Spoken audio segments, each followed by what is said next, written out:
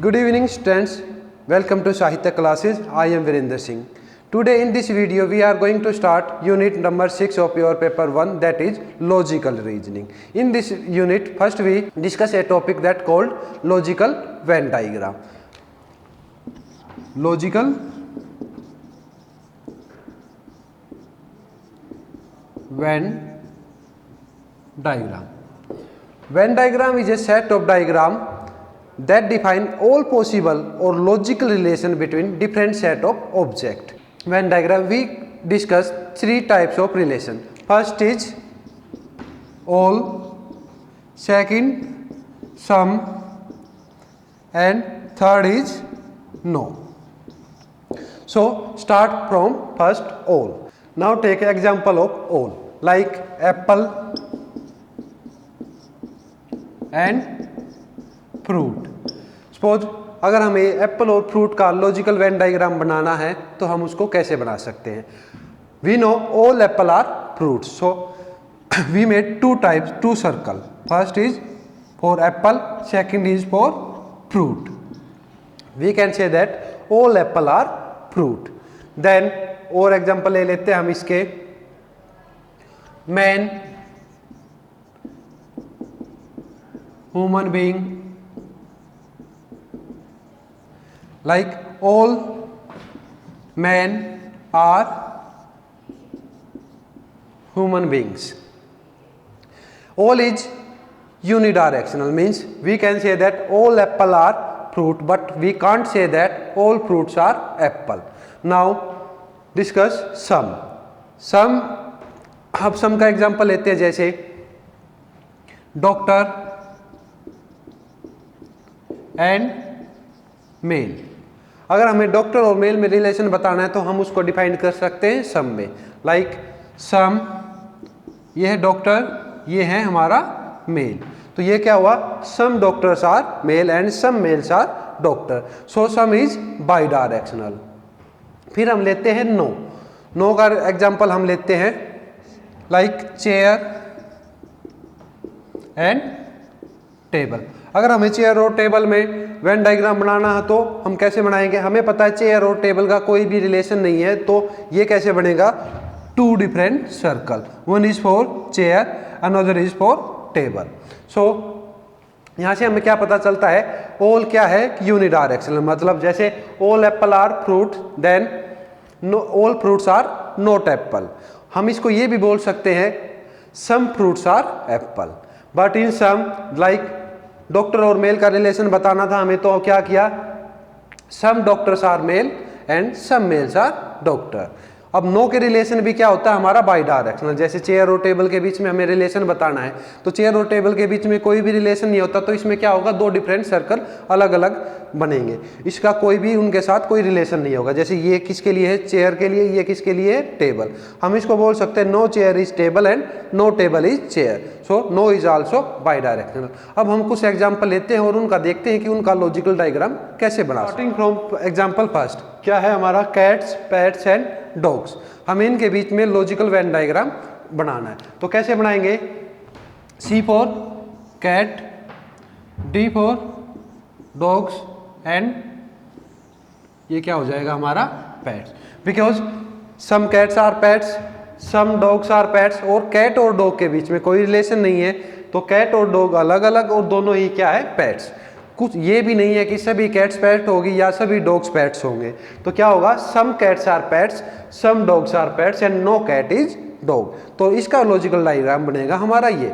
अब सेकंड देखते हैं, डॉक्टर, इंजीनियर एंड लॉयर्स. अब ये तीनों ही क्या है, अपने आप में अलग अलग प्रोफेशन है, तो इनके बीच में कोई भी रिलेशन नहीं है. तो यहाँ इनका लॉजिकल वेन डायग्राम बनेगा हमारा नो का. ये किसके लिए है, डॉक्टर, इंजीनियर एंड लॉयर्स. इनके बीच में हमारा कोई भी रिलेशन नहीं है, तो इसको हम डिफाइन करेंगे थ्री डिफरेंट सर्कल से.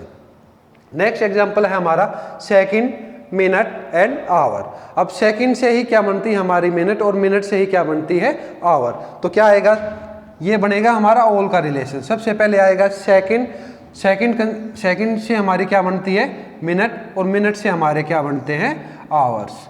अब हमारा नेक्स्ट है mail, father and brother. We know all fathers are male and all brothers are male and some brothers are father. तो हम इसको कैसे मिलाएंगे? Some father are brothers and all father and brothers are male. तो इसका diagram, logical diagram बनेगा हमारा ये, some fathers are brothers, some brothers are father and all father and all brothers are male. अब नेक्स्ट चलते हैं, next example हमारा क्या है? टेबल, चेयर और फर्नीचर। हमें पता है टेबल और चेयर के बीच में कोई भी रिलेशन नहीं है, लेकिन टेबल भी क्या है हमारा? फर्नीचर, और चेयर भी हमारा क्या है? फर्नीचर। तो जो हमारा बड़ा सर्कल होगा वो किसको डिस्क्राइब कर रहा है यहाँ पे? फर्नीचर को। फर्नीचर के अंदर हमारा क्या है? टेबल, और एक डिफरेंट सर्कल किसके लिए है? चेयर के लिए। इससे क्या डिफाइन हो रहा है? All table are furniture, all chairs are furniture and no table is chair and no chair is table. और एग्जांपल लेके देखते हैं।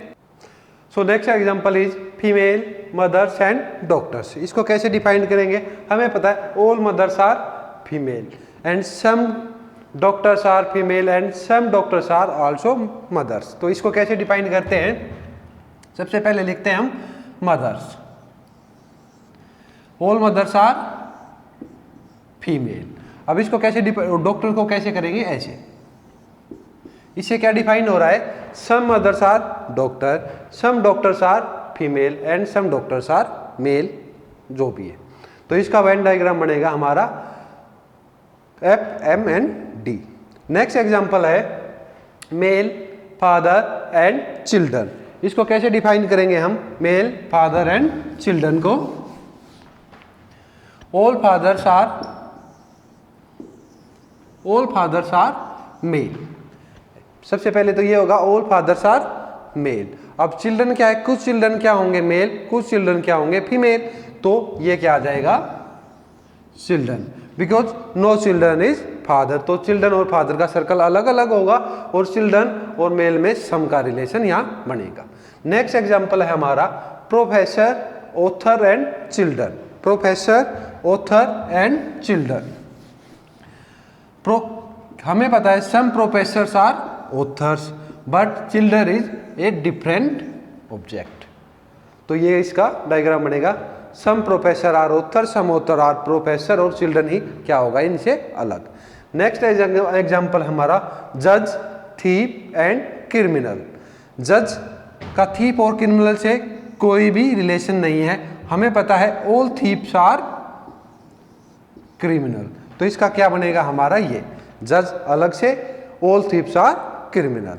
उसके बाद नेक्स्ट एग्जांपल है हमारा हस्बैंड, वाइफ एंड फैमिली। अब फैमिली में क्या होगा? हस्बैंड भी होगा और वाइफ भी होगा, बट हस्बैंड और वाइफ दोनों ही क्या है? डिफरेंट। तो ये क्या आएगा? एक बिगर सर्कल किसके लिए? फैमिली के लिए। फिर इसमें क्या आएगा? H for husband and W for wife. और ये दोनों ही क्या होंगे? इन दोनों के बीच में क्या है हमारा? नो का रिलेशन। उसके बाद नेक्स्ट है हमारा डॉग्स, एनिमल्स और पेट्स। सभी डॉग्स क्या है? हमें पता है एनिमल, और सभी पेट्स भी क्या है? एनिमल। तो क्या आएगा? एक बिगर सर्कल किसके लिए? एनिमल के लिए। उसके अंदर क्या आएगा? डॉग्स, क्योंकि all dogs are animal and all pets are also animal and some dogs are pets. तो इसका डायग्राम बनेगा हमारा ये। नेक्स्ट है हमारा snake, lizard and reptiles. We know snake is reptile and lizard is also reptile, but there is no relation between snake and reptile. So क्या होगा? एक bigger circle for reptiles, इसके अंदर एक smaller circle for snake and another for lizard. तो इसका बनेगा ये। ऐसे ही और एग्जाम्पल है इसके, वो अभी हम थोड़े बहुत डिस्कस कर लेते हैं अभी। अब इसमें लॉजिकल वेन डायग्राम में दूसरी टाइप हमारी आती है इस तरह से। इसमें हमें अलग अलग डिफरेंट स्ट्रक्चर्स दिए होंगे, उसमें डिफरेंट नंबर्स दिए होंगे। जैसे ये है हमारे पास 3 सर्कल है। फर्स्ट किसके लिए है? ये सर्कल एम्प्लॉयड के लिए, ये सर्कल किसके लिए है? गर्ल्स के लिए, और ये सर्कल किसके लिए है? मैरिड के लिए। अब हमें जैसे हमारा सपोज करो क्वेश्चन क्या है? Find total number of girls that are educated but unmarried. क्या है? Find girls which are educated but unmarried. अब अनमैरिड के अंदर हमारे पास कौन अनमैरिड है और जो मैरिड है, अब अनमैरिड क्यों कौन होगी? जो इस सर्कल से बाहर होगी। अब इस सर्कल से बाहर हमारे क्या नंबर है? 3, 2 एंड 1। और गर्ल्स और ये एम्प्लॉयड के लिए क्या होगा? जो कंबाइन का है ये 2। तो यहाँ 2 किसको रिप्रेजेंट कर रहा है? 2 रिप्रेजेंट कर रहा है the girls which are employed but unmarried. Suppose हमारा क्वेश्चन ये है, find girls which are married and employed. क्या है? Find girl which are married and employed. मतलब कि जो तीनों ही सर्कल में कॉमन नंबर होगा वो क्या है? 5। अब 5 किसको रिप्रेजेंट कर रहा है? Girls which are married and also employed. अब सपोज हमें ये निकालना है, find girls which are married but unemployed. Girls which are married but unemployed. अब वो क्या होगा? गर्ल्स और मैरिड, इन दोनों सर्कल के कॉम्बिनेशन से बनेगा। और एम्प्लॉयड नहीं है तो एम्प्लॉयड वाले सर्कल को हम इग्नोर करेंगे। तो ये जो नंबर 6 है हमारा, ये किसको रिप्रेजेंट कर रहा है? Girls which are married but unemployed. तो ये था हमारा लॉजिकल वेन डायग्राम। अब कुछ एग्जाम्पल इसके और करते हैं। अब नेक्स्ट एग्जाम्पल देखते हैं। इसमें क्या है? हमारे पास 2 सर्कल है, एक है हमारा क्रिकेट प्लेयर्स के लिए, एक है टेनिस प्लेयर्स के लिए। और जो ये इन दोनों का कंबाइंड एरिया है, ये वो प्लेयर्स है जो क्रिकेट और टेनिस दोनों ही खेल खेलते हैं। और टोटल नंबर ऑफ प्लेयर्स हमारे पास कितने गिवन है? यहाँ पे 40। अब हमें निकालना है, find number of players who play only cricket. Find number of players who play only cricket. अब देखते हैं क्रिकेट में हमारे पास टोटल प्लेयर्स कितने हैं? 25। अब इन 25 में से क्या है? 16 प्लेयर क्या है? टेनिस भी खेलते हैं। तो हमारे यहाँ अगर हमें सिर्फ ये निकालना है, find the number of players who play only cricket, तो क्या करेंगे? इस क्रिकेट वाले 25 में से हम ये 16 को क्या कर देंगे? माइनस कर देंगे। तो 25 माइनस 16 इज इक्वल टू क्या आ जाएगा हमारा? 9। तो 9 ऐसे प्लेयर हैं जो सिर्फ क्रिकेट खेलते हैं। अब जैसे हमें यह पूछा जाए कि find number of players who play only tennis. Find number of players who play only tennis. तो टेनिस में हमारे पास टोटल प्लेयर्स कितने हैं? 22। और ये जो 16 प्लेयर है ये क्या है? क्रिकेट भी खेलते हैं। तो टेनिस के नंबर ऑफ प्लेयर्स क्या हो जाएंगे हमारे पास? 22 minus 16, 22 minus 16 is equal to 6। तो 6 वो नंबर्स हैं जो 6 वो प्लेयर्स हैं जो सिर्फ और सिर्फ टेनिस खेलते हैं, क्रिकेट नहीं खेलते हैं। अब हमें ये पूछा जाए कि find number of players who play both the games. तो बोथ द गेम्स क्या आ जाएंगे? 16 ऐसे प्लेयर्स हैं जो दोनों ही गेम खेलते हैं, क्रिकेट भी और टेनिस भी। अब नेक्स्ट क्वेश्चन इससे क्या बनता है कि find number of student who does not play any game. Find number of student who don't play any game. तो क्या टोटल स्टूडेंट हमारे पास क्या है? 40 में से 6 प्लेयर क्या है? जो ओनली टेनिस खेलते हैं। 9 प्लेयर्स क्या है? जो ओनली क्रिकेट खेलते हैं। और 16 प्लेयर ऐसे हैं जो या तो क्रिकेट खेलते हैं या वो टेनिस खेलते हैं। तो इनका टोटल क्या हो जाएगा हमारा? 6 प्लस 16 प्लस 9। तो ये हो जाएगा हमारा 22 प्लस 9 31 ऐसे प्लेयर हैं वो कोई ना कोई गेम जो खेलते हैं, या तो वो क्रिकेट खेल रहे हैं या वो टेनिस खेल रहे हैं या दोनों ही खेल रहे हैं। हमें क्या निकालना था? Find number of players who don't play any game. तो टोटल प्लेयर्स कितने हैं? टोटल स्टूडेंट कितने हैं हमारे पास? 40। और उनमें से 31 क्या है? प्लेयर्स। तो 40 माइनस 31 इज इक्वल टू 9। तो 9 ऐसे प्लेयर्स, 9 ऐसे स्टूडेंट है जो कोई भी गेम नहीं खेलते, ना ही वो क्रिकेट खेलते हैं ना ही वो टेनिस खेलते हैं।